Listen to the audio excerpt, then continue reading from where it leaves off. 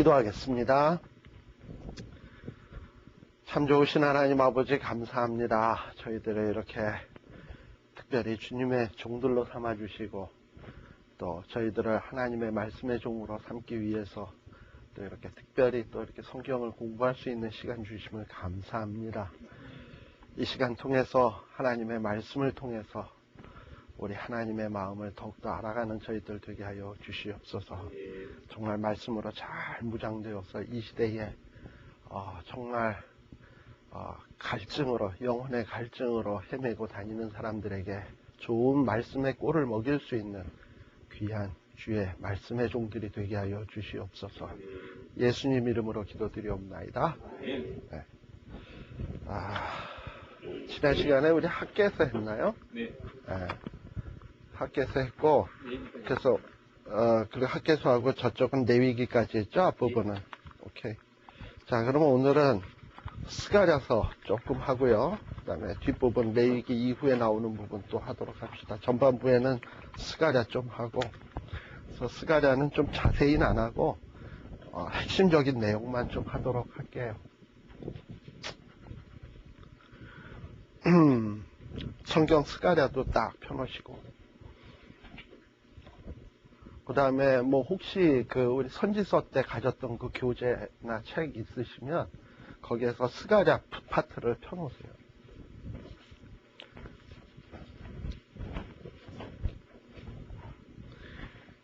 이 스가랴 선지자 이름의 뜻은 원래 이 사가르라는 동사하고 야라고 하는 여호와의 약칭, 이 두 말이 합쳐진 말이 스가랴입니다. 그래서 여호와께서 사가를 하시다, 다시 말하면 기억하시다 라는 뜻이 스가랴 이름의 뜻이에요.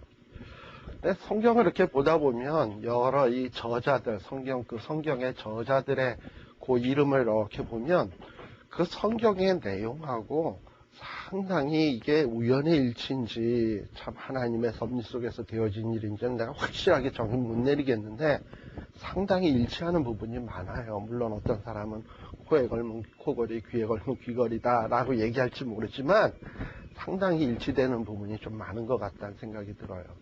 이 스가랴라는 이름의 뜻이 여호와는 기억하시다인데 그 이름의 뜻이 왜 이렇게 일치되는 것 같을까 하는 것을 제가 조금 설명을 드리려고 해요. 알다시피 학계와 스가랴는 포로 후기 선지자입니다. 그죠? 포로에 잡혀갔다가 돌아온 다음에 선지자로서 부름받은, 그리고 선지자 사역을 하는 사람들인데, 그런데 이 포로 후기 선지자들에게 있어서 가장 중요한 이슈가 뭔지를 알아야 우리가 학계서와 스가랴서를 이해할 수가 있습니다. 그러면 학계와 스가랴서의 가장 중요한 이슈는 뭐냐면 성전의 재건이에요. 네. 그리고 이 성전의 재건이라고 하는 것은 어떻게 보면 하나님께서 하신 약속이야. 이전서부터, 포로 그 전에서부터 계속 해오신 하나님의 약속이에요. 그러다 보니 이 스가랴 선지자가 하나님께서 기억하신다라는 이 이름의 뜻은 바로 하나님이 성전 재건을 해주시겠다, 예루살렘을 회복시키겠다, 유다 나라를 회복시키겠다라는 어떤 그런 약속을 기억하신다라는 그 이름이 그 이름 속에 이렇게 담겨져 있고, 스가랴가 하는 일 역시 그래. 자, 그런데 여러분들 특별히 학계 때에, 학계에서 우리가 살피면서 그때 학계서를 살피면서 한 가지 중요한 약속이 있었던 거 기억하시죠? 하나님께서 만국을 진동시키겠다. 기억나시죠? 만국을 진동시키겠다. 그리고 만국의 보배를 보내겠다. 하나님이 그렇게 약속했어요. 근데 그거를 언제 보내냐? 학계서에 보면, 학계서 그게 2장에 나오는 얘기였죠. 조금 있으면 하나님이 만국을 진동시키겠고 또 만국의 보배를 보내겠다라는 그런 약속을 하셨어요. 그런데 제가 이전 시간에도 이야기했지만은 그런 말씀을 듣는 사람들은 조금이라는 말과 하나님이 보내겠다, 만국의 보배를 보내겠다라는 말, 두 가지 말 가운데서 어느 걸 더 관심을 두고 생각을 하냐면 조금 있으면 여기에다가 보통 사람들은 관심을 많이 둬요. 근데 우리 하나님의 관심은 뭐냐면 조금에 있는 게 아니라 보내겠다 반드시 여기에 초점이 있는 거예요. 그러니까 시간이 얼마가 됐든 좀 진득하게 기다렸으면 좋겠다 하는 것이 우리 하나님의 마음인데, 사람들은 이 조금 있으면 뭐 되지 않을까 하는 어떤 이런 기대감으로 이 조금이 지났는데 안 온단 말이지. 안 오시니까 이 사람들이 마음이 막 흔들리기 시작하는 거야. 이거 하루 지났는데, 일주일 지났는데 왜 안 와? 2주 지났는데 왜 안 와? 3주 지났는데 왜 안 와? 이렇게 되는 거죠. 자, 지금 만국의 보배를 보내겠다고 한 것은 학계의 두 번째 설교인 거 아시죠? 첫 번째, 두 번째 설교에 나오는 거예요. 그 다음에 세 번째 설교 부흥에는 스가랴가 하잖아. 그러니까는 한 달 뒤에 한단 말이죠. 학계로부터 한 달 뒤에, 학계가 6월달, 7월달 마치고 7월달서부터 이제 8월달이 돼야 이제 시작을 하는데 거의 한 달의 공백이 있어요. 근데 사람들은 이 한 달의 공백 기간 동안에 마음이 흔들리기 시작한 거야. 하루 지나, 이틀 지나, 일주일 지나, 뭐 2주 지나, 3주 지나 이러니까 이게 조금이 아니잖아 이게. 예, 그러니까는 이거 하나님의 약속 뻥 아니냐? 뭐 이런 어떤 갈등 속에 빠져지기 시작을 해요. 그러다 보니 이 스가랴는 하나님의 메시지를 증거하는 데 있어서 뭐가 중요하냐면, 이런 어떤 잘못된 생각을 하고 있는 유다 백성, 포로 후기의 유다 백성들의 생각을 좀 고쳐주어야 되겠다라는 생각을 하게 되는 거예요. 그래서 여러분들 그 스가랴서 1장에 보면 스가랴의 메시지의 처음은 백성들을 책망하는 이야기로 시작하는 것을 볼 수 있습니다. 그래서 여기 2절에도 보게 되면 뭐라고 되어 있냐면은, 나 여호와가 무리의 열조에게 심히 진노하였다라고 얘기를 합니다. 자, 여기에 말하는 무리는 누구고 열조는 누굴까요? 자, 무리는 지금 포로에서 돌아온 사람들, 그 무리, 스가랴 앞에 있는 그 무리, 그러니까 현재 포로 후기에 있는 그 백성들을 지칭하는 말일 것이고, 그 무리의 열조는 그 무리의 부모님들, 혹은 뭐 할아버지, 할머니, 아니면 그 이전의 그 조상들을 얘기하는 걸 거예요. 그럼 다시 말하면 지금 포로로 잡혀갔다 돌아온 사람들이 무리인데, 그들의 열조는 언제적 사람이겠죠? 바벨론 포로기거나 혹은 그 이전이거나 사람들일 거예요. 근데 하나님께서 그 무리의 열조들에게 진노했다 그랬거든. 예.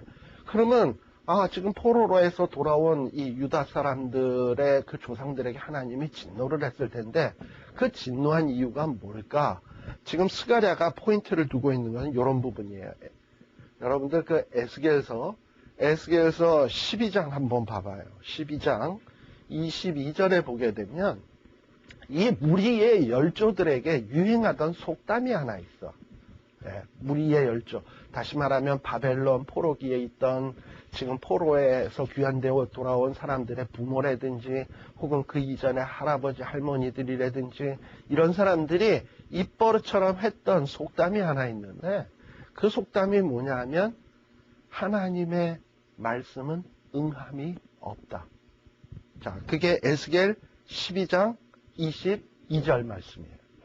자, 하나님의 말씀은 응함이 없다. 뭐 이런 얘기를 하는 거예요. 여러분들 알다시피 우리 선지서 공부했을 때 요엘서에 보면은 요엘서의 주제가 여호와의 날이잖아. 하나님의 심판의 날, 막 이런 날이 온다 그랬잖아요. 그리고 그때는 이른 비와 늦은 비를 내리고 내가 내 신을 만민에게 부어준다 그러고 뭐 그런 약속들이 많았잖아. 예. 그런 건 스바냐서에서도 있었고, 또 무슨 예레미야서나 이사야서에 보면 주변에 있는 뭐 블레셋, 암몬, 애굽, 아수르, 바벨론 다 하나님이 심판하겠다고 하는 약속들이 그냥 줄줄이 많이 있었잖아요. 그런데 바벨론 포로로 잡혀가 있는 지금 이 무리의 열조들 입장에서 보면, 아니 바벨론 멸망시킨다더니, 뭐 아수르 멸망시킨다더니, 뭐 모압, 암몬 우리 괴롭힌 나라들 다 멸망시킨다더니, 뭐 멸망 안 하고 우리는 맨날 이렇게 포로로 잡혀와서 식민지로 있고 포로민으로 있는데 이게 도대체 어떻게 된 거야? 하루, 이틀, 1년, 2년, 10년, 20년, 30년, 40년, 50년 됐는데도 꿈쩍을 안 한 거야. 아하, 하나님의 말씀은 뻥이구나. 사람들의 마음속에 이게 이런 마음들이 들어가는, 의심하는 거지. 약속이 더디니까. 예? 약속이 더디니까 의심하는 거예요. 그리고 믿지를 않는 거야. 하나님의 약속은 뻥이다 하고, 그 무리의 열조들이 항상 입버릇처럼 얘기를 해가지고 그게 뭐가 됐냐면 속담이 돼버렸어. 여러분들 하도 자주 하는 말은 속담 내는 거 아시죠? 그게 속담이 돼버렸어. 근데 지금 이런 똑같은 현상이 누구에게도 나타나느냐 하면 바로 학개와 스가랴 그 사이에 한 달 동안에 벌어지고 있는 거예요. 학개가 조금 있으면 만국을 진동시킬 만국의 보배가 온다 막 이러고 얘기를 했는데, 뭐 하루 지나도 일주일 지나도 2주 지나도 뭐 아무 조짐이 없는 거야. 그러니까 이제 이 포로에서 돌아온 사람들이 하는 얘기가 손뼉을 치면서 맞다, 맞아. 우리 아버지 엄마가 바벨론 포로에 있을 때 한 얘기가 맞다. 우리 아버지 엄마가 한 얘기가 뭐냐면 하나님의 말씀은 응함이 없다 그랬다가 뻥이라 그랬다. 근데 역시 알고 보니까 학계에 이 양반이 한 얘기도 뻥 같다. 나이 80이니 혹시 이게 치매 걸려서 헛소리를 짓거린 거 아니겠냐. 뭐 이런 마음들이 사람들 마음속에 들기 시작한 거야.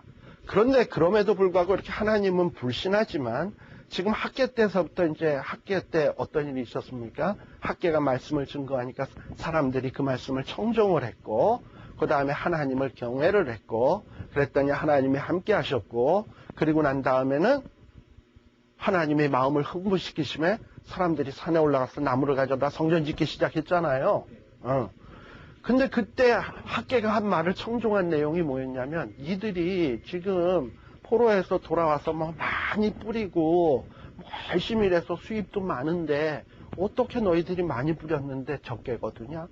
왜 많이 수입을 얻어서 집에 갖고 가면 돈이 하나도 없냐? 그것은 다 구멍에 주머니에 빵꾸났고, 그리고 수입이 많이 뿌렸을지라도 적었던 것은 하나님이 불어버렸기 때문이다. 그 이유는 뭐냐면 너희들은 판벽한 집에 거하면서 살고 하나님은 황량한 지금 이 성전이 폐허화되어 있는 상태였기 때문에 그렇다. 너희들이 너희의 소위를 한번 생각을 해봐라. 이게 어떻게 마땅하냐. 이러고선 어떤 그 원인이, 그들이 못 살게 됐던 원인이 이렇게 성전이 없기 때문에, 하나님에 대한 관심이 없었기 때문에 그들이 어렵게 산다는 걸 다 알아. 근데 그러면서 또 한편의 마음은 뭐냐면 하나님의 말씀은 그렇지만 응함은 없는 것 같아.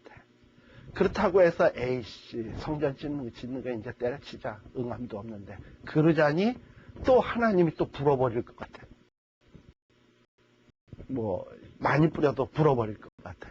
또 수입이 있으면 또 구멍 뚫어진 전대처럼 또 이리저리 돈이 술술 셀 것 같아. 그러자니 성전을 안 짓자니 불안하고, 짓자니 뭐 별로 기쁘지는 않고, 그러니까 뭐 하나님의 말씀은 뻥인가 보네 하면서도 마지못해서 성전을 짓는단 말이지. 거기에는 감격도 없고 감사도 없고, 예? 그리고 하나님 앞에 뭐 정말 사랑하는 이런 마음도 없어. 억지로 마지못해서 형식적으로 성전을 짓는 거예요. 그렇겠죠. 아무래도 감사하는 마음이 없으니까 형식적으로 이렇게 성전을 지으니까. 뭐 그런 성전 하나님이 뭘 좋아하겠냐고요. 그래서 지금 2절에 보게 되면, 스가랴서 1장 2절에 보면 스가랴가 이제 처음에 이제 마이크 딱 잡고 지금 말씀 증거하는 거잖아요. 1장 2절에 보면, 그래서 나 여호와가 말하노라. 하나님이 무리의 너희 조상들 아버지 어머니 때 하나님이 화가 굉장히 많이 났었다. 그 이유는 뭔지 아냐? 여러분들 제가 아까 에스겔에서 얘기했지만 열조들이 뭐라 그랬냐? 하나님의 말씀은 응함이 없다. 뭐 뻥이다. 뭐 이러고서 하나님 앞에 배역했기 때문에 하나님이 진노해서 그들을 심판하시고 징계하시고 했던 것 아니겠냐? 그렇다면 너희들은 이제 어떻게 살아야 마땅하냐? 하면서 3절의 말씀으로 들어가는 거죠. 3절의 말씀의 내용이 뭡니까? 무리에게 스가랴가 구하기를 뭐라고 얘기해요? 돌아와라. 돌아와라. 자, 이 돌아오라는 얘기는 뭡니까? 너희들이 하나님의 약속을 불신하고 있는데 불신하지 말고, 하나님이 온다 그랬으면, 만국의 복에 보낸다 그랬으면 진득하게 믿는 자세로 돌아와라. 그리고 너희들이 지금 마지못해서 성전 짓고 있는데, 사랑하는 마음, 감격하는 마음, 이런 마음도 없이 성전 짓고 있는데 그런 마음으로 있지 말고 이전에 하나님이 너희들이 말씀을 청종하니까, 그리고 또 하나님을 경외하니까 하나님이 함께 하셨고, 그리고 또 하나님이 흥분시켰어서 그때는 감사한 마음으로 산에 올라가서 나무 가져다가 찢지 않았느냐. 그런 상태로 다시 돌아와야 되지 않겠냐, 지금. 조금 지금 한 달밖에 안 지났다고 너희들이 지금 이렇게 흐지부지 되고 성전 짓는 그 하나님 사랑하는 마음 없이 성전 지으면 뭐가 하나님이 기뻐하시겠냐. 하나님이 기뻐하시는 마음으로, 그런 마음으로 돌아와야 되지 않겠냐. 그러면서 4절에 하는 얘기가 뭐냐면 열조, 그렇게 하나님을 불신하고 하나님을 배역했던 그런 열조를 본받지 마라. 그 열조들이 어떠했냐면 돌아와라, 돌아와라. 아무리 선지자들이 외쳐도 듣지 아니하고 귀를 기울이지 아니하고 그랬다. 그러니 너희들 어떻게 해야 되겠냐. 너희들 이제 돌아와야 되지 않겠냐. 하나님의 말씀은 반드시 이루어진다. 그러면서 하는 얘기가 뭐냐 하면은 5절에 하는 얘기예요. 너희의 열조가 어디 있냐? 선지자가 어디 있냐? 열조 어디 있습니까? 다 돌아가셨지 뭐. 선지자 어디 있습니까? 다 돌아가셨지. 자, 선지자들이 뭐한 사람입니까? 하나님의 말씀을 열조들에게 증거했던 사람이에요. 그러면 말씀을 증거했던 선지자도 죽었어. 말씀을 들었던 열조도 죽었어. 근데 뭐는 남아있냐면 하나님의 말씀은 땅에 떨어지지 아니하고 다 응함이 되면서 응답되어지면서 이루어졌어요. 네. 지금 이 얘기를 하고 있는 거예요. 열조가 어디 있냐? 선지자들이 영원히 살겠느냐? 자, 그러면서 6절에 하는 얘기가 그거죠. 선지자들 비록 죽었지만 선지자들에게 명한 말, 그리고 하나님의 그 전례들, 율법의 말씀들, 이런 것들이 다 그대로 있는 그대로 하나님의 말씀이 임하지 않았느냐. 그러니 너희들이 하나님의 말씀은 뻥이다 이러지 말고 돌아와라. 그랬더니 어떻게 됩니까? 그러므로 그들이 돌쳐 이르기를. 돌쳐라는 말이 뭡니까? 리펜트라고 돼 있어요. 영어 성경에 보면. 회개했다. 이 얘기죠. 돌이켜서 이르기를, 이제 회개하는 거죠. 회개하고 과거를 이렇게 돌이켜보니까, 아하. 하나님께서 우리의 길대로, 우리의 행위대로 우리에게 행하시려고 뜻하신 것을 우리에게 행하셨구나. 우리가 이렇게 하나님 앞에 맨날 배역하고 하니까 하나님이 우리에게 그대로 행하셔서 우리가 이렇게 바벨론 포로로 잡혀가게 하고 이렇게 징계받게 하셨구나. 그러면 이제는 돌이켜서 돌아가야 되겠다. 라는 이런 마음으로 스가랴의 말씀이 첫 번째 설교가 이렇게 시작을 하는 거예요. 그러니까 다시 말하면 성전을 지을 때 필요한 것은 뭐냐면 하나님의 성전을 지을 때는 얼마나 화려하게 짓냐, 건물을 짓냐, 이게 중요한 게 아니라 하나님의 약속을 믿고 그리고 정말 감사함으로 하나님 사랑하는 마음으로 이런 성전을 하나님이 원하시지 억지로 부득이함으로 그냥 벌 안 받으려고 체면치레로 성전 짓는 것을 하나님이 원하는 게 아니에요. 그래서 이런 어떤 깨우침을 주려고 지금 이 스가랴가 첫 일성을 그렇게 시작을 하는 거예요. 너희들이 성전 짓는 이 본질이 뭔지 또 성전 짓는 자들의 마음이 어찌해야 되는지 이걸 가르치기 위해서. 그러나 현실적으로 이 스가랴 시대에 살던 사람들이 아무리 이렇게 스가랴의 말씀을 듣긴 들어도 그렇긴 그런데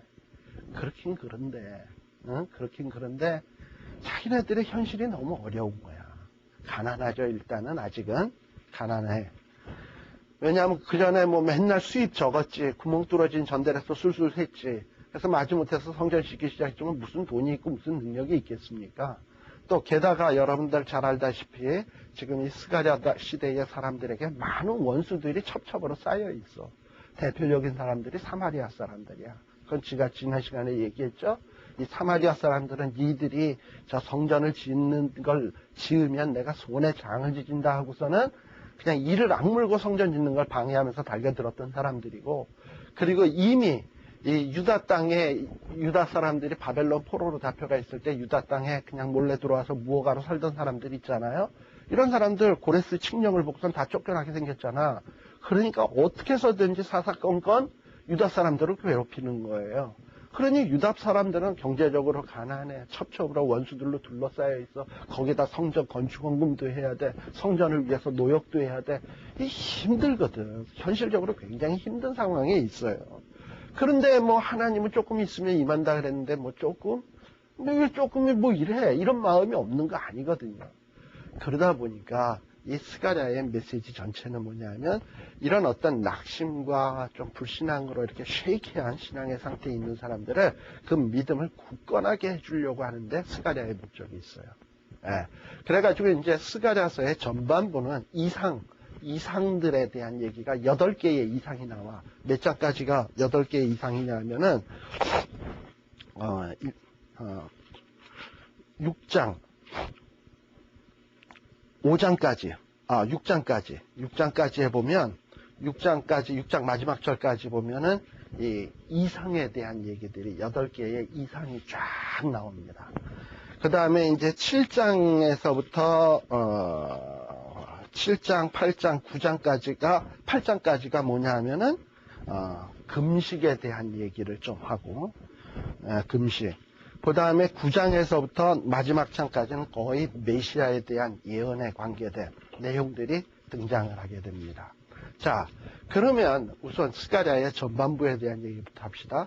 이 이상, 8가지의 이상은 다 뭐냐면 제가 앞서도 얘기했지만 지금 이 낙심과 믿음이 굳건하지 못한 이런 유다 백성들의 믿음을 굳건하게 해주기 위해서 먼저 하나님께서 스가랴에게 이상을 보여주시고 그 이상 본 내용을 낙심에 빠져있는 하나님의 백성들에게 증거케 하고 또 기록해서 사람들을 보도록 만든 거예요. 여러분들 알다시피 에스겔 선지자 알잖아요. 에스겔 선지자가 포로기에 잡혀있을 때 사실 그것처럼 뭐 정말 희망 없는 상태 없었잖아. 그런데 에스겔을 통해서 그 거친들에서 말로 위로하기 위해서 하나님이 먼저 에스겔에게 이상을 보여줬어요. 그 이상의 내용이 바로 1장에 나오는 환상, 그 모습하고 그 다음에 뭐 인자 같은 이가 탁 서서 내려다보시는 어떤 그런 환상들 봤잖아. 그러나 그 환상 이상의 클라이막스는 에스겔 37장이었어요. 37장에 그 마른 뼈들이 군대가 되는, 그러면서 그 군대는 바로 이스라엘이라 라고 얘기하면서 그걸 글로 남겼고 아마 에스겔이 그거를 백성들에게 얘기했겠지. 에스겔이 봐도 유다 백성들 보면 야, 이게 진짜 이 군대가 되겠어? 이런 마른 뼈와 똑같이 정말 희망이라고는 전혀 찾아볼 수 없는 이런 사람들이었을 거예요. 그런데 하나님이 그런 거를 군대 만들겠다 그런 환상을 보여주셨잖아. 그럴 때 에스겔이 얼마나 힘이 났겠냐고. 그리고 그런 말씀을 이스라엘 백성들에게 전할 때에 그 경건한 남은 자들이 낙심에 빠져 있다가 맞아. 우리는 지금 마른 뼈와 같은 사람인데 하나님이 이렇게 회복시켜 주신다 그랬어. 참자, 기다리자. 그러면 이 포로의 때는 지나갈 것이고 회복될 날이 올 것이다. 어떤 이런 소망을 가지고 참고 인내하면서 경건한 삶을 살 수 있지 않겠습니까? 그것처럼 하나님께서 스가랴에게 이상을 보여주는 목적은 에스겔에게 보여준 목적하고 거의 유사하다 보시면 돼요. 자, 그러면 첫 번째 이 스가랴가 본 이상은 언제냐? 7절에 보게 되면 1장 7절에 보면 다리오 왕 2년 11월. 자, 스가랴가 언제 설교했죠? 8월에 했어. 그 다음에 9월에 학계가 2번 합니다. 그리고 이제 9월서부터 몇 개월이 지난 거냐면 11월이니까 2개월 정도가 또 지난 거죠. 그러니까 사람들이 좀 잊혀질 만하면 말씀을 듣고 은혜 받아서 막 은혜 생활 하다가 이제 은혜가 식어지고 시들시들해질 만하면 하나님이 선지자들에게 뭘 보여주시고 말씀을 증거케 하시는 것 같아요. 자, 그런데 다리오 왕이 11월에 하나님이 보여주시는 환상이 뭐였냐면 어떤 화석류 나무 사이에 어떤 그 요한계시록에 나오는 인자 같으니 성부, 성자, 성령 했을 때 성자 예수님 같은 그런 분이 화석류 나무의 사이에 탁 서 있는 거야. 홍마를 타고. 그랬는데 그 뒤에는 또 백마, 홍마, 자마가 또 쫙 뒤에 있어. 그런 환상이 딱 보여지는 거예요. 특별히 그 화석류 나무 가운데 이렇게 서 있는 그 예수님의 모습, 이게 보통 모습이 아니에요. 여기에 보면 사자, 화석류 나무의 선자, 이거 보통 우리가 볼 때 성부, 성자, 성령 가운데서 제2위 하나님으로 본단 말이죠. 자, 그런데 그 하나님의 사자, 제2위 하나님이신 성자 예수님이 계시고 그 앞에 자마, 홍마 뭐 이런 말들이 있는데 이 말들이 도대체 뭘까? 스가랴는 되게 궁금하게 생각했어요. 그랬더니 가만 보니까 이 말들은 다 뭐냐? 여호와의 사자들이래. 그런데 이 여호와의 사자들인데 이 하나님의 명령에서 너희는 사방에 두루 다니면서 이 사방을 한번 두루 살펴봐라 라는 명령을 받고 온 세계 방방곡곡 돌아다니면서 두루 살펴봅니다. 참 이거 보면 하나님의 사자들도 온 세상을 두루 다니는 것 같아요. 근데 여러분들 알다시피 사탄 마귀 아시죠? 사탄 마귀도 우는 사자와 같이 삼킬 자를 두루 찾는다 그랬잖아요. 베드로 전서 5장 8절에 보면은 사탄 마귀도 우는 사자와 같이 두루 삼킬 자를 두루 찾아. 그런데 역시 마찬가지로 하나님께서도 하나님의 사자들을 온 세상에 두루 보내서 하나님의 택한 자들을 보호하기도 하고 하나님의 사자들을 눈동자같이 이렇게 살펴보게도 하고 그러면서 보호하셔요. 그런데 이 하나님의 사자들의 목적은 또 그렇게 하나님의 성도들을 보호하는 목적도 있겠지만 또 하나는 뭐냐면 세상에 돌아가는 상황들을 다 살피는 거야. 그리고 이 두루 살핀 사자들이 돌아와서 지금 여호와의 사자 앞에 섰어요. 자, 너희들이 다 두루 살펴봤느냐 하고 얘기했더니 살펴봤습니다. 어떻더냐 하고 얘기했더니 사자들이 보고하기를 뭐라고 보고를 했냐 하면은 온 땅이 평안하여 정원하더라. 자, 온 땅이라는 건 어디를 갔을 거냐 하면 얘네들이 뭐 저기 바벨론 땅에도 한번 페르시아 땅에도 가봤을 것이고 애굽 땅에도 갔을 것이고 암몬 땅에도 갔을 것이고 모압 땅에도 갔을 것이고 막 이런 나라 5만 대 다 돌아다녀 봤어. 특별히 이스라엘을 괴롭혔던 나라들도 다 돌아다녀 봤어. 돌아다녀 딱 보니까는 그 땅들이 다 평온하고 정원해. 자, 이 얘기가 무슨 얘기냐면 학계는 뭐라 그랬습니까? 만국을 진동시키겠다 그랬죠? 만국을 진동시키겠다 그랬어요. 여러분들 스가랴서 거의 마지막 장 한 부분 가봐. 어디에 가보시냐면은 14장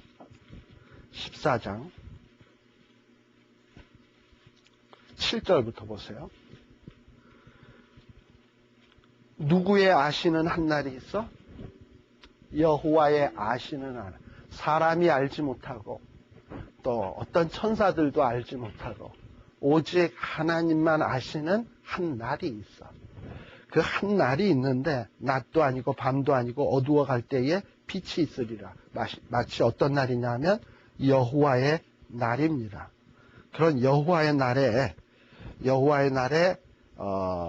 날이 있는데 그 이전으로 한번 돌아가 봅시다. 특별히 4절에 보게 되면 자, 이 나오는 4절에도 나오는 그 날이 바로 이 여호와의 바로 그 날이야.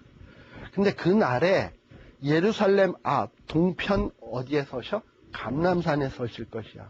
그리고 그 감람산은 그 한가운데가 어떻게 갈라져? 동서로 갈라져. 그리고 매우 큰 골짜기가 되고 절반은 북으로 절반은 남으로 옮겨져. 이게 무슨 장면입니까? 어떤 지진이 나고 땅이 갈라지는 모습이잖아. 쉽게 얘기해서 그냥 있는 그대로 보자고요. 한가운데가 뚝 갈라졌으면 단층 현상이 일어나서 쏙 해서 이렇게 지진 나면 땅이 갈라지잖아. 그 다음에 큰 골짜기가 되고 절반은 북으로 막 밀려가고 남으로 밀려가고 이게 보통 일이냐고. 땅이 진동하는 일이지. 예? 땅을 진동하는 일이에요. 근데 이게 어디에서 벌어져? 감람산에서. 그리고서는 5절에 보게 되면 그 골짜기가 어디까지 미치냐면 아셀까지 미쳐. 그리고 우시아 때에 지진을 피하여 도망하던 것 같이 하리라. 그러니까 지진과 거의 비슷한 현상이야. 지진이 뭡니까? 땅이 진동하는 거지. 그죠? 땅이 진동할 것이고, 그러면 땅이 진동하게 되면 이제 뭐가 임해? 만국의 보배가 임해야지. 만국의 보배가 임해야지. 자, 여호와께서 임하시는 대표적인 게 뭡니까? 임마누엘 예수님 오시는 거 아니에요? 자, 그리고 모두 거룩한 자가 주와 함께 하겠다. 그리고서 뭔가 새로운 날이 시작이 되는 거예요. 그리고 8절에서부터 보면은 그날부터는 생수가 예루살렘에서 쏟아날 것이고 절반은 동해로 절반은 서해로 흐르고 여름과 겨울에도 되고 9절에 보면 여호와께서 천하의 왕이 된대. 자, 이게 그러면 학계가 말했던 만국을 진동시킬 보배를 보내고 하는 그 예언의 구체적인 모습 아니냐 이 말이죠. 그런데 여기서 한번 이제 요거랑 이제 우리가 뭘 생각해 볼 필요가 있냐면 지난 시간에도 얘기했습니다만 사도행전도로 한번 다시 한번 돌아가 보자고요. 사도행전 1장 여러분들 그 7절 기억나시죠? 거기에 배경이 되는 지명이 어디입니까? 사도행전 1장 7절에 나오는 예루살렘이고 거기가 지금 어느 산이냐고. 지금 예수님이 뭐 하려고 그래? 감람산에서 승천하려고. 감람산에서 승천했잖아요. 감람산이야. 자, 감람산인데 자, 한번 생각해 보세요. 옛날에는 예수님이 뭔가 왕이 될 거라고 제자들이 막 쫓아다녔어. 그런데 예수님의 맨날 하는 말씀이라는 게 뭐냐면 뭐 왕이 되기는커녕 가이사의 것은 가이사에게, 하나님의 것은 하나님에게, 뭐가 로마를 향해서 대적을 하고 뭐 독립운동을 하고 하는 조짐이 전혀 안 보여. 그죠? 그러고서 또 한다는 얘기가 뭐냐면 오른뺨 때리면 왼뺨 돌려대고 또 겉옷을 달라 그러면 속옷 팬티까지 벗어줘라. 뭐 이러고 얘기를 한단 말이지. 그러니까 제자들이 볼 때 너무 예수님의 모습은 나약하고 어떤 강력한 메시아의 모습이 아니라 자기네들이 기대했던 그런 모습이 아닌 거예요. 그러다 보니 예수님의 제자들 가운데 대표적인 사람 가룟유다 같은 사람은 실망을 했어요. 그리고 예수님을 팔잖아요. 그리고 많은 예수님을 따라다녔던 사람들이 그런 어떤 아주 강력한 메시아를 기대했던 사람들은 다 예수님께 대해서 실망하고 등 돌렸어요. 그런데다가 심지어는 12 제자들마저도 예수님이 십자가 지게 되고 붙잡혀 가게 되니까 다 등 돌리고 뿔뿔이 흩어져 버렸어요. 그리고서는 뭐 예수님이 십자가 지실 땐 정말 고독하게 십자가 지셨거든. 그랬는데 예수님이 살아났대. 어떤 마리아가 뭐 갔다 오더니 무덤이 비었대는 등 뭐 이런 얘기를 하는 거지. 그러니까 제자들도 이게 무슨 신나라 까먹는 얘기야. 뭐 이러고서는 우리가 한번 봐야 되겠다 해서 가보니까 진짜 무덤이 비었네. 뭐 그러고 또 며칠 지나니까 예수님이 펑 하고 나타나시더니 봐라 하고 나타나시고 그때 또 도마는 없었단 말이지. 돌아와서 도마가 씩씩대면서 이들이 헛걸봤지 뭘 봤어. 나는 만져보기 전엔 뭐 더듬어 보기 전엔 난 못 믿는다. 이랬더니 또 도마가 있는 상황에서 나타나 이 도마 너 일로 와 만져봐 해가지고 도마를 무릎 꿇게 만드셨잖아요. 그러면서 제자들이 다 뒤집어진 거야. 그러면서 다 도망갔던 사람들이 12제자가 다 모이고 그리고 12제자만 모이나 여자들도 모이고 그래서 지금 감람산에는 거의 500여 형제가 모이게 됐어. 자, 그러면 이게 예수님 십자가 지기 전에 그 며칠하고 그 다음에 예수님이 십자가 진 이후에 최고로 많이 모였을 때예요. 그랬을 때에 지금 예수님이 어디 있었어? 감람산에. 지금 예수님의 몸은 어떤 몸이야? 영광의 몸이야. 시공을 초월해서 갑자기 벽을 뚫고 ปุ๊ 나타나기도 하고 바다 위를 걸으시기도 하고 뭐 이런 예수님이야 지금. 이런 예수님이 부활의 몸으로 짠 나타나서 500여 형제 앞에 딱 섰으니 얘네들이 기드온 얘기를 모르겠습니까? 기드온 얘기 아시죠? 300용사를 가지고 미디안 군대 몇십만을 때려 눕혔잖아. 그렇다면 300명 가지고서도 때려 눕힌다면 500명 가지고서는 더블 아니야 거의. 뭐 다 할 수 있지. 거기에다가 지금 자기들의 왕은 누구야? 부활하신 분, 사망 권세를 깨뜨리는 분이니까 겁날 게 없지. 그러니까 사도행전 1장 7절의 내용이 왜 그렇게 얘기하는지 아시겠죠? 제자들이 가슴이 설레는 거야. 사람 모였지. 예수님은 부활했지. 지금 장소는 감람산이지. 스가랴서의 예언을 보니까는 감람산에 서실 거라 그랬고 그때에 동서로 땅이 갈라질 것이고 뭐 땅이 뭐 이렇게 밀려가고 그때 예루살렘에서 생수가 솟아나고 뭐 별 희한한 장면이 있거든. 거기에다가 또 학계는 그거를 간략하게 만국을 진동시킬 것이고 만국의 보배가 임한다 그랬는데 바로 부활하신 예수님이 만국의 보배가 아니면 누구야. 그리고 이때에 모든 것이 다 회복될 때인데 그러니까 그때 예수님에게 콕콕 찔리면서 예수님 감람산이잖아요. 여기 지금 감람산. 예수님 부활하셨잖아. 에? 그러면 예수님, 예루살렘을 회복할 때가 스가랴서에 비슷하게 얘기했는데 이때 아니겠습니까? 얘기한 거야. 그러니까 예수님의 제자들이 성경을 모르는 게 아니야. 성경을 모르는 게 아니야. 성경을 알아. 그러니까 얘네들도 과거에 있는 예언들을 감을 두고 얘기를 그러고 꺼내는 거지. 그냥 이게 툭 튀어나오는 얘기가 아니에요. 그냥 부활한 예수님을 만나고. 그러나 아는 것도 제대로 알아야지. 그러니까 조금 알면 그거 가지고 또 우리들이 삼천포로 빠지는 거예요.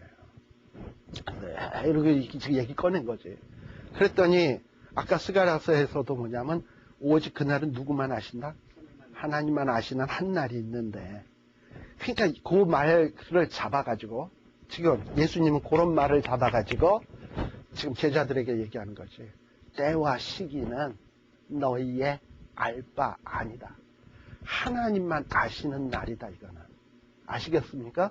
하나님만 아시는 날이다. 그러면 때와 시기는 너희가 때와 시기에 대해서 아는 건 그렇게 중요한 문제가 아니고, 하나님이 너희에게 진정으로 원하시는 것을 너희들이 알아야 되는데, 그게 뭐냐면 사도행전 1장 8, 9절이라 이 말이죠. 오직 성령이 너희에게 임하시면 너희가 권능을 받고 온 유대와 사마리아와 땅끝까지 이르러 증인되는 일이다. 그러니까 하나님의 관심은, 하나님의 백성을 향해서 최고로 관심을 갖는 것은 뭐냐면, 하나님의 백성들이 여호와의 날이 언제일까, 그거 아는 거, 이거 하나님은 그렇게 중요하게 생각 안 해. 그러니까 하나님께 속한 일이야. 그러나 하나님의 관심은 뭐냐면 얘들이 성령 받아서 유대와 사마리아와 땅끝까지 이르러 증인으로서 살았으면 좋겠다. 이게 최대의 관심사인 거예요, 하나님의. 근데 제자들은 그런 하나님의 중요시 여기는 관심이 없어. 그냥 어떻게 하면 빨리 회복돼서 자기네들의 이 괴로운 날이 끝날 것인가, 어떻게 하면 온 천하에 우리가 왕노릇할 것인가, 그저 이런 데만 관심 있는 거예요. 그러니까 굉장히 그 신앙이 기복적이고 유치하고 그저 육신의 편안함만을 원하는 거지, 그저 주를 위해서 증인되겠다, 증인되기 위해서 내가 돌에 맞겠다, 순교하겠다, 이런 각오라고는 눈꼽만치도 찾아볼 수가 없는 거예요. 그러니 하나님이 누굴 기뻐하시겠어요? 그러니까 하나님이 그런 어떤 배경을 두고 생각을 해보자고요. 그러니까 지금 스가랴도 마찬가지예요. 스가랴도 이렇게 만국의 보배가 학계가 임한다 그랬는데 백성들이 막 이거 믿지 않냐고 뻥이다 그러고 막 이러고 있으니까 답답한 거지. 그러니까 이제 스가랴는 뭘 보여준 거냐면 하나님의 날은 있다, 분명히 있다. 그런데 지금 보세요. 스가랴가 그 있다라는 거를 뭐를 통해서 보느냐면 이상을 통해서 보는 거야. 근데 이상에 지금 예수님의 이상이 나타났어. 화석류 나무에 서 있었어. 그래서 사자들이 두루다니고 돌아와서 예수님께 보고해. 보고하는데 뭐라고 보고를 했냐면, 돌아다녀 보니까 평온하고 정원하던데요. 지금 무슨 얘기냐면 유다 나라를 여태까지 괴롭히고 힘들게 하고 정말 못되게 놀았던 애굽, 암몬, 모압, 이런 나라들, 베르시아, 바벨론, 이런 나라들 보니까 잘 먹고 잘 살고 편안하게 지내던데요. 근데 예수님은 어떤 기대를 했어? 그들이 뭔가 하나님의 심판을 받아서 이렇게 좀 이제 만국이 흔들리듯이 하나님의 진노로 인해서 흔들흔들 되기를 원하시는데, 예수님도, 왜냐하면 예수님은 누구의 대표냐면 백성들의 편이야, 예수님은. 그러니까 백성들의 마음을 대변하는 분이에요. 그래서 야, 돌아다녀 보니까 어떻더냐? 만국이 좀 진동되더냐? 하고 물어봤더니 웬걸요? 하나도 진동 안 되고 그냥 잘 먹고 잘 살던데요. 이 얘기예요. 지금 성경을 그대로 좀 생동감 있게 번역을 해보면. 그러니까 예수님이 참 마음이 상하는 거야. 그래서 예수님이 하나님 앞에 얘기를 해. 하나님 앞에 어필하는 거야. 하나님, 이럴 수가 있습니까? 어떻게 원수들이 이렇게 평안하게 잘 먹고 잘 삽니까? 이 유다 나라는 그동안 70년 동안 쇠 빠지게 이렇게 고생했습니다. 포로로 잡혀가서. 그러면 이제 하나님께서 쟤네들은 손봐줘야 되는 거 아닙니까? 도대체 언제까지, 조금이라 그랬는데 언제까지 얘네들이 이렇게 내비둘 겁니까? 하나님, 좀 말 좀 해보세요. 하고 얘기하는 거예요. 자, 그러면 스가랴가 지금 이 장면을 본다고 생각을 해봅시다. 스가랴도 마음속의 퀘스천은 뭐냐면, 맞아, 학계가 조금 있으면 온다 그랬는데 왜 조금이 뭐 이래? 백성들하고 마음이 같지 않겠어? 물론 이상을 받는 선지자지만 그래서 스가랴도 굉장히 마음이 쉐이키하고 흔들렸을 거예요. 그런데 갑자기 하늘에 영광스러운 장면이 보이면서 여호와의 사자가 화석을 나무 가운데 써있고 뭐 자마, 홍마, 뭐 별 희한한 모습이 보이더니 자마, 홍마들이 돌아오더니 만국에 잘 먹고 잘 살다. 맞아. 스가랴도 절에서는 안 돼. 이러는데 그런 마음이 딱 있는데 여호와의 사자 그 영광스러운 분이 하나님의 보좌 앞으로 탁 나가는 거야. 그러더니 자기의 스가랴가 말하고 싶은 말을 싹 얘기하는 거야. 우리가 70년 동안 이렇게 고생했다.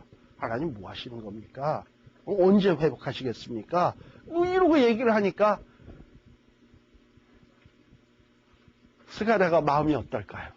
시원할 거 아니야. 우리의 중보자가 계시는구나. 중보자가 저렇게 서서 하나님 앞에 어필하고 계시는구나. 그렇다면 반드시 이 예루살렘이 회복되고 원수들의 나라가 패망하는 것은 명확관화한 일이구나. 그렇죠? 그런 어떤 환상을 확실하게 보는 거야. 자, 그럼 이 환상을 본 스가랴는 유다 백성들에게 뭐라고 얘기해? 나도 니들하고 마음이 똑같았거든. 나도 예수님이 뭐 정말 조금 있으면 만국이 진동할 것인가 쉐이키했거든. 그런데 하나님이 이상을 쫙 보여주는데 우리에게 중보자가 계시더라고. 성부, 성자, 성령인데 성자 하나님이 막 이렇게 우리 편이 돼서 어필하더라고.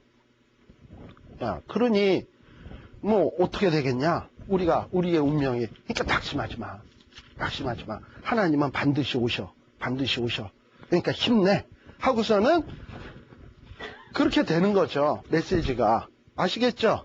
네, 그러면서 성부 하나님이 하나님 앞에 어필을 탁 하니까 13절, 14절, 15절에 보게 되면 하나님이 이제 대답하는 장면이 나와. 특별히 천사를 통해서 이 대답하는 하나님의 말을 이제 대변을 하시는데, 특별히 14절에 보게 되면, 특별히 13절에서 보면, 천사에게 선한 말씀, 무슨 말씀? 위로하는 말씀으로 대답을 하시는데, 14절에 보면 특별히 하나님이 예루살렘을 위하며, 또 누구를 위하여? 시온을 위하여 크게 질투하겠다. 그러면서 지금 아까 보고가 뭐였습니까? 열국들이 평온하고 정온했다 그랬잖아. 그랬는데 지금 하나님이 뭐라 그러냐면 그 평온하고 정온한 그 열국들을 어떻게 한다? 심히 진노하겠다. 자, 여러분들 집에 다 애들 있죠? 자, 근데 애들이 나가서, 애들이 나갔는데, 애들이 이제 바깥에, 네. 자, 애들이 바깥에 나갔는데 거기를 조금 당겨주시고 이렇게 가운데 앉을 수 있도록 하시면 됩니다.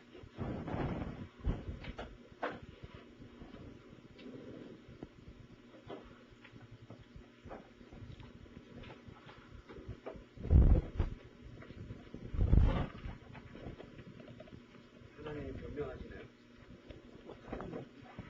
들어봐요.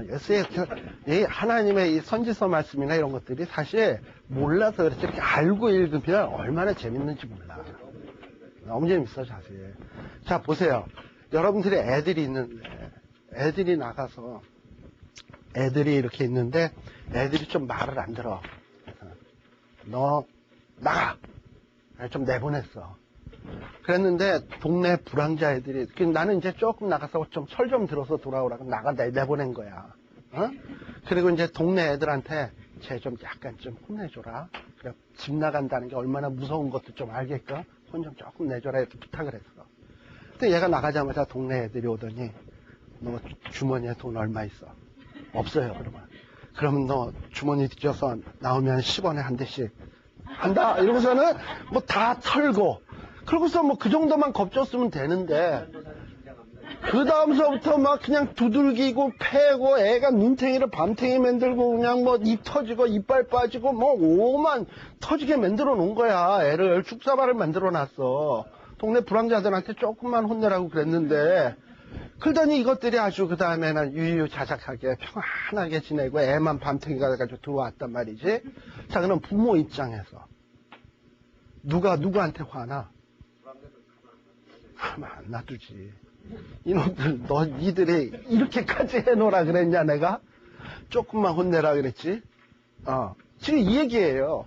사실 이스라엘 나라, 유다 나라가 하나님 앞에 범죄해서 하나님이 그들을 좀 깨닫게 하기 위해서, 하나님의 은혜를 깨닫고 하나님이 베풀어 주신 사랑을 깨닫게 하기 위해서 조금 혼내기 위해서 거친 데로 데리고 갔잖아. 응? 거기가 어디야? 포로로 잡혀가게 하고 열국들에게 지배받게 하고 그렇게 했잖아요.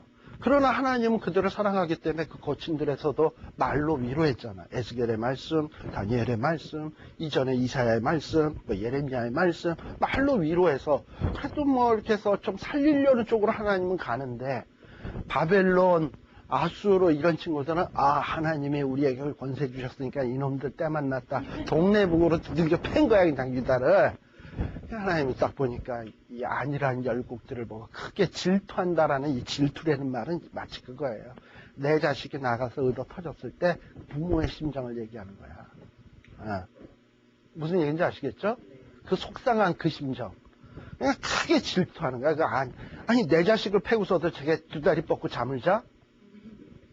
이렇게 되는 거예요. 그래가지고 하나님이 크게 화가 나가지고 거기 나오는 얘기 그대로야. 뭐냐면은 그 15절에 보면 하나님은 조금만 노했는데 얘네들은 아주 그냥 물 만났다 해서 힘을 내어 유다 나라 백성들에게 고난을 막 그냥 확확 더했단 말이죠. 네. 그래서 내가 이런 자들을 어떻게 하겠다? 안일한 열국들에게 대해서 진노하시겠다.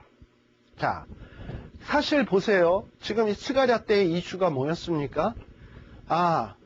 성전 좀 질라 그랬더니 사마리아 사람들이 손에 장을 지진다 그러면서 못 짓게 그냥 페르시아 왕에게 뭐 꼰질러 바쳐, 거기에다가 또 이전에 무허가로 살던 사람들이 이스라엘 백성들, 유다 백성들에게 이를 갖고 사사건건 시비 걸어 뭐 이러고 있으니까 이 열국들에게 시달림이 너무 많잖아.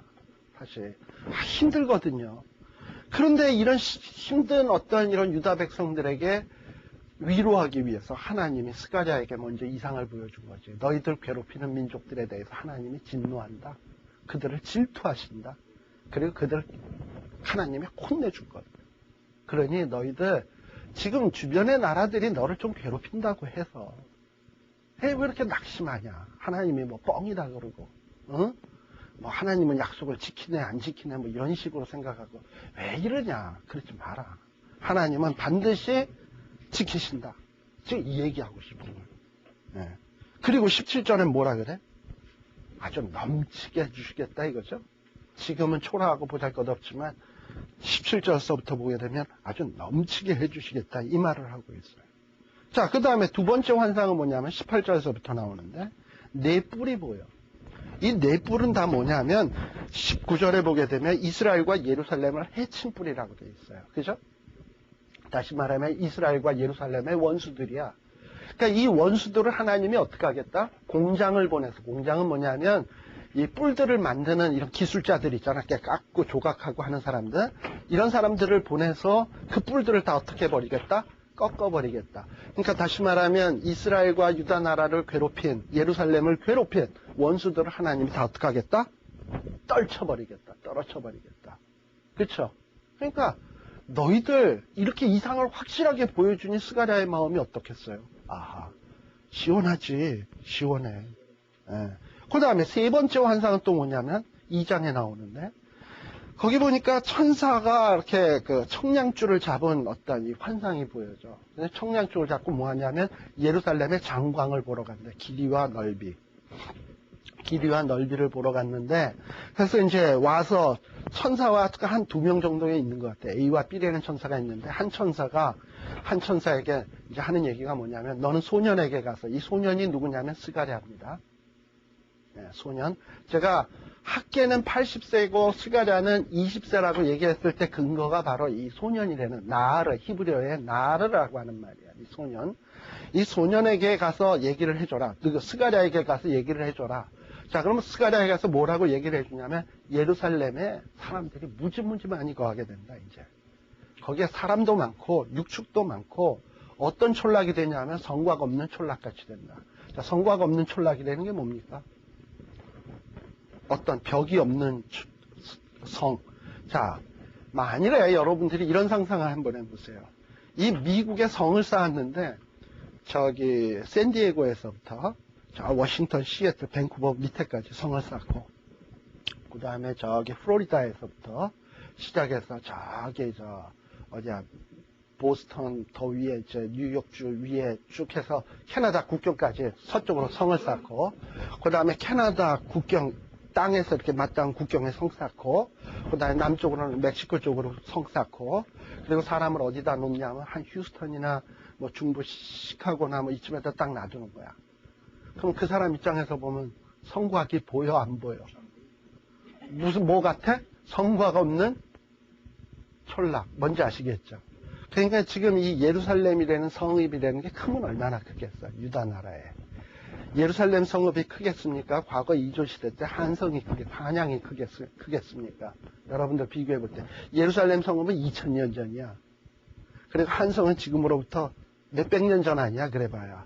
자, 그러면 한성이라는 게 얼마나 컸냐 한번 생각해 봅시다.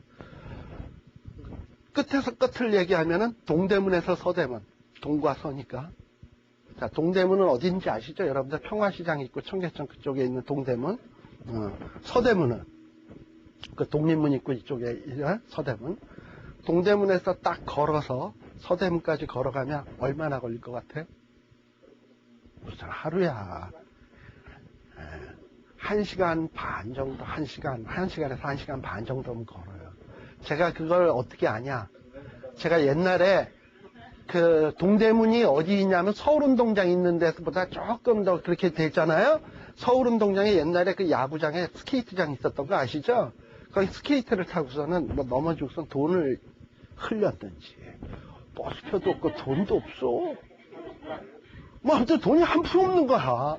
스케이트를 타고 힘은 지쳤는데 스케이트 말고 버스 탈 돈이 없어가지고 그땐 또 넉살도 좋게 버스 공짜로 타고서 아저씨 죄송해요. 뭐 그래서 돈이 없어요. 이러고선 버티고라도 탈 어떤 이런 변죽도 없었어. 그냥 탔지 뭐. 그냥 걸었지 뭐. 그래서 서울운동장에서 그때 제가 어디 살았냐면 남대문 있는 데 살았거든요. 그러면 남대문이나 서대문 거리가 비슷해. 거기까지 걸어오니까 한 시간, 한 15분 정도 걸리대. 그 추운 겨울에. 지쳐가지고. 해서 내가, 이거 한 시간 걸린다. 이렇게 생각을 하고 알고 있어요. 그런데 이건 성곽이 그 정도 거리밖에 안 되잖아. 근데 이 성곽 없는 촌락같이 된다는 게 이런 촌락이 이스라엘 역사 속에 되어진 적이 있습니까? 없습니까? 다윗 때 있다고? 다윗 때도 그거밖에 안 됐지. 예루살렘 성으로 치면. 없지? 그럼 도대체 이건 언제 이루어질 예언이냐 말이지. 새 예루살렘이야. 그러니까 이거는. 어떤 하나님이 지금 보여주는 건 뭐냐면 어떤 물리적이고 눈에 보이는 외적인 예루살렘의 부흥이 아닌 거예요. 그리고 뭔가 새로운 어떤 하나님의 나라, 새로운 예루살렘, 새로운 도성을 지금 하나님이 보여주는 거예요. 그러면서 뭐 어떻게 되냐면 5절 봐봐요. 하나님의 말씀에 내가 그 사면에서 뭐가 되겠다? 불성곽이 되며 그 가운데 영광이. 이런 날이 있었냐 말이죠. 없지. 자, 그럼 불성곽이 되며 하나님이 영광이 되는 이런 날. 자, 그럼 이 새 예루살렘이라는 게 뭐냐? 우리가 천국 갔을 때만 되어지는 나라, 때가 새 예루살렘이냐? 아니면 새 예루살렘은 시작이 되었냐? 이런 걸 한번 생각해 볼 필요가 있는데, 자, 어떻게 보면 시작이 됐어요. 그리고 지금 이 하나님의 교회, 예루살렘, 하나님의 도성은 확장돼 가고 있어. 성곽 없는 도성처럼. 그래서 한국에도 교회들이 그렇게 많아지고 있고, 중국에도 생기고, 일본에도 생기고, 아프리카, 뭐, 오만 데, 이슬람권까지 지금 성곽 없는 도성처럼 번져나가고 있어. 그리고 지금 하나님이 그런 성곽이 번성될 수 있도록 하나님이 지금 친히 성령 하나님이 어떻게 하냐면 불성곽이 돼서 사탄의 세력이 침투 못하도록 지키시면서 교회를 크게, 하나님의 나라를 크게 확장시켜 나가고 있다 이 말이죠. 자, 그래서 우리의 찬송가에 보면 이런 찬송 있잖아. 시온 성과 같은 교회. 아시죠? 시온 성이 뭐야? 예루살렘 성이지. 그게 뭐야? 교회. 교회. 그리고 그 교회를 지키시는 이가 누구야? 성령. 불성곽이 돼서 지키시지. 지금 이런 걸 보여주는 거예요. 그리고서 하나님이 그 가운데서 영광이 되겠다. 이러고 얘기를 하는 거예요. 자, 그러니 지금 스가랴는 서서히 뭘 얘기를 하냐면 성전을 짓는 데 있어서 이 유다 사람들에게 뭘 깨우치고 있냐면은 너희들이 지금 성전은 눈에 보이고 있는 성전을 짓고 있지만 산에 올라가서 나무를 뜯어다가 짓고 있지만 정말 하나님이 원하시는 성전은 눈에 보이는 외적인 성전이 아니라 영적인 새 예루살렘, 영적인 시온성이다 라는 것을 툭 암시적으로 스가랴가 알고 예언하는지 모르고 예언하는지 모르지만 아무튼 하나님의 감동이 되어서 그런 얘기를 던지고 있는 거예요 지금.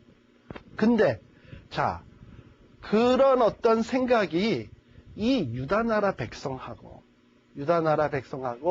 이 하나님의 마음하고가 자꾸 차이가 나기 시작해요.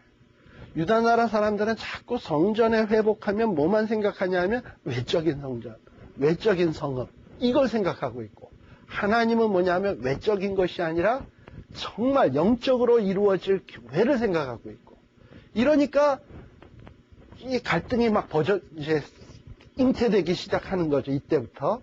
그러면서 어떻게 갈등이 전개되기 시작하냐면 예수님이 오셨을 때 하는 얘기잖아요. 예수님은 누구의 마음을 대변해? 하나님의 마음을 대변해. 그래서 예수님이 뭐라 그랬냐면 그때는 이제 뭐 스룹바벨 성전은 다 무너지고 헤롯 성전이 서 있을 때잖아요. 이 성전을 헐라. 내가 사흘 만에 다시 세우리라. 자, 예수님이 세우겠다는 성전은 뭐고 지금 여기서 헐라는 성전은 뭐야? 헐라는 성전은 외적인 성전이고 눈에 보이는 성전이고, 예수님이 다시 세우겠다는 건 십자가에 못 박혀 죽으셔서 세울 영적인 교회를 얘기하는 거예요. 예. 그랬더니 그 얘기를 듣고서는 유대인들은 길이길이 떴어. 성전을 모독한다. 이건 십자가에 못 박아야 된다. 결국 어떻게 했습니까? 예수님을 십자가에 못 박았어요. 이렇게 하나님의 생각과 이스라엘 사람들의 백성들의 생각이 다르게 가기 시작한단 말이죠. 그럼에도 불구하고 스가랴는 이렇게 하나님의 생각을 암시적으로 이렇게 보여주면서 예수님 오실 때에 예수님을 영접할 자들, 진짜 예수님 오실 때에 남은 자들, 알갱이들을 준비시키는 작업을 하는 거예요. 그리고 이 유다 사람들은 메시아에 대한 환상이 뭐냐면 아직도 정치적으로 강력한 왕이야. 그럼에도 불구하고 스가랴는 예수님은 어떤 하나님, 어떤 분이시냐면 스가랴서에 보게 되면은 나귀 타고 오시는 분. 자, 9장에 보면 나오죠? 9장 9절 봐봐. 9장 9절에 보면 시온에 따라 크게 기뻐할지어다, 예루살렘에 따라 즐거이 부를지어다. 이쯤 나오면 사람들은 뭘 생각할까? 보통 사람들은 와, 드디어 광복이다, 드디어 우리나라의 회복이다, 이렇게 생각할 거 아니잖아? 할 거 아니에요? 뭐 즐거워하라 기뻐하라 하면 기뻐할 일이 뭐가 있으면 즐거워할 일이 뭐가 있겠어? 그리고선 뭐가 임한대? 왕이 임한대. 그러면 왕이 임한다, 이쯤 얘기 들으면 뭘 생각하겠습니까? 여러분 다 아가서 같은 데 보면 솔로몬이 참 행군을 할 때 보면 번쩍번쩍 비치는 금방패에 은방패에 뭐 기병들의 이륙선 쫙 나오거든. 그 장면 생각할 거야. 그런데 뭐 왕이 임한다 그러면서 그는 공의롭대, 뭐 구원을 베풀대, 그까지도 다 좋아. 근데 갑자기 기대치 않은 모습이 등장하는데 그는 겸손하대. 그리고 그 다음에 이제 뭘 탔대? 나귀 탔대. 그리고 어떤 나귀도 어떤 나귀 탔냐면 작은 거, 나귀 새끼 탔대. 이건 딱 무슨 장면이냐면 기뻐하라, 즐거워하라 막 이렇게 해서 누가 나팔을 불면서 막 메가폰 불고 왕이 온다 막 이러더니 갑자기 왕이 딱 오는데 어떤 왕이 오냐면 슈렉 아시죠? 슈렉이 이따만한 슈렉이 조그만 나귀 새끼 덩키 타고 살고 오는 거야. 코미디지. 코미디예요, 이건 지금. 이 얘기를 우리는 너무나 자주 들어서 그렇지만 상상을 해서 보면은 이건 코미디인 거야. 그래서 이러고 오는 거야, 예수님이. 이러고 오시니까는, 근데 또 거기에다가 사람들이 뭐 하냐면 또 좋다고 또 종려나무 들고 호산나 이래. 그러고서 오는 거야. 이거 코미디지. 예수님 그렇게 온다는 거예요. 근데 이 말씀 그대로 예수님이 오신 거 알아요? 이 말씀 그대로 오셨단 말이지, 예수님이. 400년 전에 얘기야. 그대로 오신단 말이지. 그러니 그 어떤 이 유다 나라 사람들이 기대한 모습으로 오신 게 아니지. 예수님은 전혀 웃기는 모습으로 왔지만 이미 이 얘기를 누군 하고 있어? 스가랴는 얘기를 했단 말이죠. 그리고 예수님 당시에도 눈을 떼인 자, 귀가 있는 자, 보이는 자들은 예수님을 따르면서 호산나 찬양하면서 예수님을 맞았어. 그러나 주변에 있는 사람 저가 누이길래 사람들이 저렇게 찬양하겠냐? 말려라. 있을 수 없는 일이다. 그때 예수님 하는 얘기가 뭐냐면 얘들이 찬양하려면 돌들이라도 찬양한다. 왜? 나는 하나님이 보내시는 왕이니까. 너희들이 기대한 모습은 아니지만 나는 이사야서에 나오듯이 이사야 53장에 보듯이 뭐 사람들이 흠모할 만한 것 없고 그 다음에 뭐 그렇지만은 마른 땅에서 나온 줄기 같고 흠모할 만한 것이 하나도 없지만 그렇지만은 여호와의 종이거든요. 그런 모습으로 오는 거예요, 예수님. 그러니까 지금 스가랴가 하는 것은 뭐냐면 지금 성전을 지으면서 뭘 얘기하고 싶으냐면 너네들이 이 성전의 본질이 뭔지를 알아야 된다. 외적인 거 아니다. 화려한 거 아니다. 진짜 중요한 것은 성전의 주인 되신 그리스도다. 그리고 그 그리스도의 모습도 너희들이 기대하듯 어떤 정치적인 강력한 왕이 아니다. 메시아가 그렇게 센 열국을 무찌르려는 무사가 아니다. 예수님도 오실 때는 연한 순 같고 흠모할 만한 것이 없고 많은 사람들에게 실어버림 받은 그런 모습으로 올 거다. 겸손한 종으로 올 거다. 그러나 너희들이 그를 만국의 보배로 받아들일 때 그때 진정한 하나님의 교회, 하나님이 기뻐하시는 교회, 하나님이 임마누엘 하시는 교회가 될 것이다. 교회는 이런 것이다. 그래서 너희들이 예수님 빠진 어떤 솔로몬의 성전과 같이 화려한 성전 짓는다고 하나님이 기뻐하실 거라고 생각하느냐? 천만의 말씀. 예수님은 그런 성전 헐라. 내가 다시 짓겠다라고 얘기하시는 거다. 그러니까는 진짜 성전 안에 예수 그리스도가 빠진 성전이라면 그는 안고 없는 찐빵, 고무줄 없는 팬티다. 그렇게 얘기는 안 했지만 그 얘기예요. 그 얘기예요. 지금 그 얘기를 지금 하고 있는 거예요. 그러면서 뭔가 이렇게 격려를 하면서 이 유다 나라, 지금 낙심에 빠져 있는 유다 나라 백성들을 격려도 하지만 한편으로는 성전의 본질이 뭔지, 교회의 본질이 뭔지 이 얘기를 해나가기 시작합니다. 왜냐? 성전을 짓고 있을 때니까 성전의 본질과 성전의 내용, 핵심이 뭔지 얘기하기가 참 좋잖아. 그러면서 얘기하는 거야. 그리고 아까 이 첫 번째 환상에서 뭡니까? 성전의 본질이신 예수 그리스도가 하나님 앞에 중보하시면서 우리의 입장을 대변하고 계신다라는 걸 분명히 보여줬잖아요. 그리고 지금 네 뿔도 꺾어버리는 것, 이런 모습들 보잖아.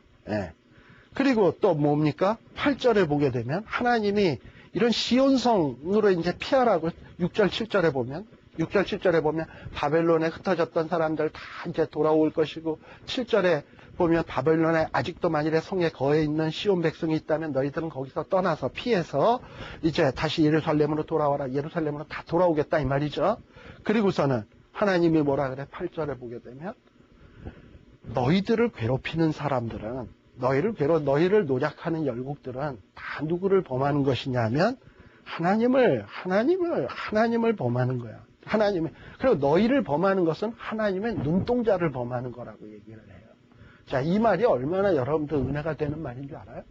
만일에 우리는 누구예요? 주님의 피로 갖추고 사신 정말 귀한 주님의 자녀야. 근데 이 예수 안 믿는 사람들, 못된 사람들이 우리를 괴롭혀? 그러면 이건 뭐와 똑같은 거냐면 그 괴롭히는 사람들이 하나님을 향해서 손가락 이렇게 들고 우리를 괴롭히는 게 뭐와 똑같은 거냐? 하나님한테 에이 이러는 거지. 그럼 하나님의 전능하신 손으로 이렇게 할 때 이렇게 하면 어떻게 되겠어? 쫙 갈라지겠지. 하나님의 눈동자를 범하는 게 이게 보통 일이냐고. 근데요, 이 눈동자라는 게 그래. 사실은 왜 우리를 눈동자라고 얘기하는가 또 생각해 볼 필요가 있어요. 눈동자만큼 신체에서 여러 가지 안정장치가 마련된 게 없어. 눈동자는 이 두개골 속에 움푹 들어간데 동굴 속에다 넣어놨잖아. 근데 이 두개골이 얼마나 단단하냐 하면 뇌수술할 때 보면 톱으로 켜야 돼. 그래야 이게 갈라지는 거야. 그러니까 든든한 입에다 넣었어. 예. 그런데다가 또 뭐합니까? 창문 만들었잖아. 창문만 만들었어. 또 비 오면 이렇게 옆으로 흘러내리게 또 창도 만들었고, 그 다음에 창 만들고, 또 창대에다 또 눈썹 이렇게 만들고, 아랫눈썹, 윗눈썹 만들고, 그 다음에 안에다 탁 하고, 그 다음에 또 눈물샘 딱 만들어서 먼지가 들어오면 오로메들이고 그냥 물이 찌익 나와서 쉽게 내려가게 하고, 그 다음에 뭐가 틱 날라, 먼지 같은 게 날라오면 창문이 자동으로 탁 닫히고. 눈동자가요, 이게 정말 굉장히 안전장치가 많은 기관입니다. 그러니까 하나님이 우리를 하나님의 눈동자면 인간의 눈동자도 그 정도인데, 하나님의 눈동자를 이러고 까불면은 그거 어떻게 되겠어? 에? 그쵸? 비교가 안 되는 거야. 우리 하나님이 지금 그런 얘기를 하고 있는 거야. 눈동자를 범하는 거다. 그리고 10절에 보면 뭐라 그래요? 내게 임하여 내 가운데 거하겠다. 자, 여기에 보면은 아까 청량줄 잡은 자의 얘기였잖아요? 자, 청량줄 하면 여러분들이 생각나는 게 있어야 돼. 에스겔서에 보게 되면 40장에서 48장에 보면 청량줄 잡은 자한테 이렇게 예루살렘을 청량하는 얘기들이 쫙 나오잖아요. 뭐 복잡한 얘기는 재미없는 얘기잖아. 정말 그거 보면 그냥 졸음이 절로 오잖아. 에? 그런데 그 에스겔서 48장 37절 마지막 절에 보게 되면 마지막에 뭐라고 하냐면 여호와 삼마가 나오거든. 여호와 삼마의 뜻이 뭐야?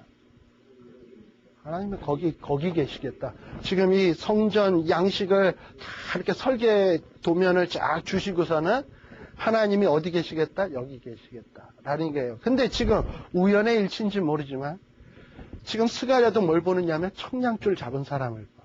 예루살렘 성을 측량하러 간 사람을 봤어. 그랬는데 지금 그 이상의 마지막 부분에 보면 하나님이 어떻게 하시겠다? 몇 절에 보게 되면 여기 10절에 보면 내가 임하여 내 가운데 거할 것이라. 마치 뭘 연상시키냐 하면 에스겔에게 그 예루살렘 성전과 예루살렘에 대한 어떤 이 측량한 것을 쫙 보여주시고 마지막에 하나님이 여호와 삼마하겠다 한 거와 지금 스가랴가 측량줄 잡은 사람이 막 측량 쫙 하고 여호와 뭐 하겠다? 삼마하겠다는 얘기가 똑같잖아. 그죠? 네. 그러면 아하, 하나님이 에스겔에게 한 얘기도 뻥이 아니고 이거를 다시 재차 누구에게 확인시키는 거냐면 스가랴에게 다시 재차 확인시키는 겁니다. 자, 원래요 뻥치는 사람은 이렇게 여러분들이 뭐 이렇게 못 지킬 약속은요 자꾸 말을 하면 안 돼. 못 지킬 약속은. 근데요 어떤 사람은 약속을 지키기 위해서 자기를 일부러 매는 경우가 있어. 내가 못할 것 같으니까 뭐 예를 들면은 뭐 금연하기가 어렵잖아. 그러니까 아들을 딱 불러놓고 내가 이제부터 나 금연한다. 왜 그래요? 힘드니까. 그리고 와이프한테 나 금연한다. 회사 사람한테 한다. 이래놓고서는 다 얘기를 해놓고선 자기를 매는 거지 그 약속에. 왜냐 그만큼 자기는 그렇게 하겠다는 의지가 강력한 거야. 또 얘기를 하는 거야. 하나님이 굳이 에스겔에게 그런 무슨 뭐 성전의 양식 측량 그거 안 보여주셔도 돼. 그리고 여호와 삼마라는 얘기 안 해도 돼. 그리고 스가랴에게 측량줄 잡은 사람 얘기 이렇게 보여주고 내가 임하겠다 이런 얘기 안 해도 돼. 그냥 나중에 임하면 될걸. 근데 하나님은 그냥 임하겠다고 한 거를 자꾸 에스겔에게 그렇게 확실하게 보여주고 스가랴에게 보여주고. 이거 왜 그러는 거야 하나님이? 하나님이 자기를 매는 거야. 자기를 매는 거야. 누구를 위해서 매냔 말이지. 우리를 위해서 우리가 그 약속을 확실하게 믿으라고 자기를 그렇게 맨단 말이죠. 하나님이 우리를 위해서 맬 이유가 뭐가 있냐 말이지.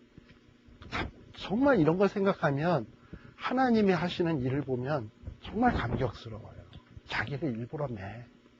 사람들에게 자기의 미래의 계획을 얘기하고 그 미래의 계획을 안 할 수 없도록 버러지마트 못한 인간들에게 보여주시고 나 이렇게 한다 이렇게 한다 이렇게 한다 해놓고서는 나중에 만일에 안 하면 에스겔이 하나님 어떻게 나한테 다 보여줬잖아요? 그대로 안 되네? 이러고 얘기하면 내가 언제 그랬어? 이러면은 스가랴가 손 딱 들고 나한테도 보여줬는데요? 증인이 또 나오는 거야. 증인이 한 사람이면 증인으로서 효과가 없어. 근데 하나님은 두세 사람이라 그랬거든. 스가랴가 벌써 2명이야. 이러고 나오면 하나님은 빼도 박도 못하는 거지. 그러니까 하나님은 이 약속을 지킬 수밖에 없어요. 문제는 언제 하냐가 아니라 하나님은 반드시 하겠다는 거예요. 이 일을. 근데 사람은 지금 어디에 관심이 있냐면 조금 언제. 그러나 하나님은 뭐냐면 하겠다 반드시. 자, 그러면 이 언제와 반드시 하겠다의 차이가 얼마나 중요한 거냐면, 내가 이 얘기는 지난번에 한 것 같기도 하고, 하도 이곳에서 하도 이곳저곳에서 하는 얘기가 많아가지고 이거 어디서 했는지 몰라. 자, 뭐냐면 이런 거 생각해 봐요. 정말 우리 예수님이 오늘이 며칠이죠? 6월 7일. 2008년 6월 7일 날 오신다고 확실하다고. 그날로 우리가 확실하게 만장일치로 정해서 예수님 그날 오셔야 돼. 그러면 여러분들 오늘부터 시작해서 1년이면 이제 이 지구는 끝나는 거 아니야. 우리의 생명도 끝나는 거고. 그럼 이제부터 여러분들 어떻게 사시겠어? 그 얘기 했지? 그 얘기 했지? 11개월 열심히 놀고 마지막 한 달. 아니 심한 사람은 며칠만 남겨놓고. 그래 대부분. 이 11개월 동안은 성실하게 살 사람은 그다지 많지 않아요. 그 전에 돌아가셔. 그러면 금식까지 봐. 네, 그래요 사람이. 그러니까 오히려 시간을 알려주면 많은 혼란이 생길 수밖에 없어요. 하나님은 시대와 시기에 대해서는 아까 하나님만 아시는 날 아까 나왔죠? 그리고 사도행전 1장 7절에서도 때와 시기는 너희의 알 바 아니. 이거는 하나님의 은혜인 거야. 축복이고. 그리고서는 너희가 해야 될 일은 뭐냐? 성령의 능력을 입고. 다시 말하면 이걸 스가랴식으로 보면 너희가 할 일은 뭐냐 하면 여호와의 말씀을 청종하고 경외하고 하나님이 함께 하시고 하나님이 흥분시키는 이게 권능을 받는 거지. 흥분시키시면 온 유대와 사마리아와 땅끝까지 이르러 내 증인이 되라. 이 얘기는 스가랴식으로 얘기하면 성전 지어라. 신약의 성전들을 유대와 사마리아와 땅끝까지 이르러 증인이 되면서 영적인 교회를 일으키는 거라면 얘네들은 지금 하나님의 감동받아서 물론 눈에 보이는 교회지만 그러나 미래에 오실 예수 그리스도를 예배하고 감사하고 찬양할 수 있는 예배 공동체를 만드는 거 아닙니까? 그 일을 하라는 거예요. 그러니까 교회가 뭔지를 감이 오시나요? 네. 지금 이 얘기를 하고 있어요. 참 이 스가랴서의 메시지가 어떻게 보면 무슨 이상들 나오고 요한계시록 얘기처럼 뭐 그런 것 같지만 이 안에는 많은 메시지를 내포하고 있는 겁니다. 그런 면에서 어떻게 보면 오늘날 성도들에게 교회가 뭔지, 교회가 어떤 생각을 가지고 살아야 되는 것인지 하는 것을 가르쳐주는 중요한 교훈이 되겠죠. 그렇죠. 그래서 내가 아까 얘기했잖아. 하나님이 생각하는 교회는 이미 이제 무형교회로 나가고 있는데 아직도 백성들은 유형교회에 사로잡혀서 외적인 것만 보고 낙심하고 통곡하고 실망하고 뻥이다 뭐 이러고 쓰러지고 있고, 그러나 영적인 세계를 바라보는 자들은 참고 인내하면서 지금 나아가고 있는 거죠. 그래서 이렇게 주이시들과 크리스찬의 격차가 이제 벌어지기 시작하는 거예요. 결국은 주이시들은 예수 그리스도를 십자가에 못 박았고 영적인 교회들은 예수님을 따르고 예수님을 믿고 그리고 그들로 하여금 새로운 교회가 출발하고 있는 거예요. 그렇다면 오늘날의 우리들의 교회는 해야 되냐 말이죠. 감이 오시죠. 바로 스가랴의 메시지가 그와 같은 내용이거든. 시간이 몇 시간이가 하다 보면 한두 끝도 없어. 이게 지금 에스겔이가 스가랴 같은 내용으로 하나님이 자신을 메워주신 내용이 신약성 내용이 무엇을 승리해 주실 건가? 막 그래도 되겠죠. 어쨌든 약속을, 하나님은 이런 약속을 한두 명한테만 하는 게 아니야. 뭐 보는 사람마다 왜 그렇게 얘기를 해서 자기를 매는지 몰라, 하나님이. 하나님 스스로가 도망갈 구멍이 없도록 만드셔. 성령주라고 한 사람이 양쪽에 나오는 사람이. 네. 그리고서는 이런 식으로 보여주니, 이거 뭐 어쩌겠어요. 근데 사실 더 감격스러운 건 3장이야. 지금 내가 이 얘기를 안 하고 지금 몇 분 됐어요? 11분에서 잠깐 쉬셨다가 잠깐 쉬셨다 합시다.